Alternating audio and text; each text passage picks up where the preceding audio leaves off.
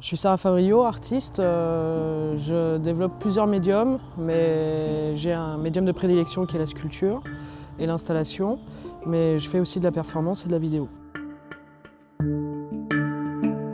Ok, alors étant donné que j'ai beaucoup d'enthousiasme, je me suis dit que c'était quand même un voyage unique que d'arriver ici et d'être dans le désert, de réaliser la présence de la vie avec l'élévation des palmiers, la culture, l'homme qui essaye de créer quelque chose, et la présence de la mort en hauteur, elle aussi, a été quelque chose qui m'a profondément marqué. Du coup, je me suis focalisée sur ce sol et ce ciel.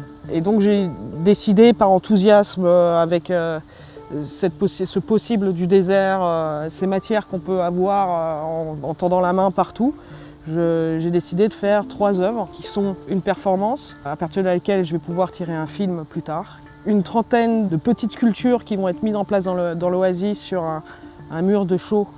L'installation, quant à elle, est le principe de faire venir à l'intérieur du ferme le paysage. Ce lien qui est celui de la corde, qui est aussi celui de la résurrection de la feuille, essaye de faire une forme de résurrection du paysage et une forme de réconciliation entre la nature et la culture.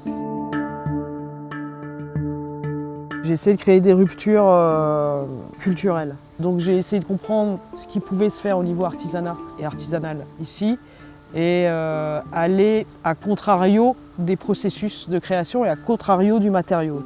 Lors de mes promenades, j'ai finalement réussi à créer des ruptures avec les objets collectés des archéologues, car il y a des éléments qui proviennent non pas d'une culture ancienne, mais les fermes ont été désertées dans les années 70. Donc on a des éléments de plastique, on a des éléments de carrelage modernes que j'ai inclus dans les sculptures pour essayer de briser le lexique et la grammaire du sol et de l'oasis comme celle du désert. Ça a été de cette manière-là que j'ai procédé, on va dire, à ce métissage Moyen-Orient-Occident.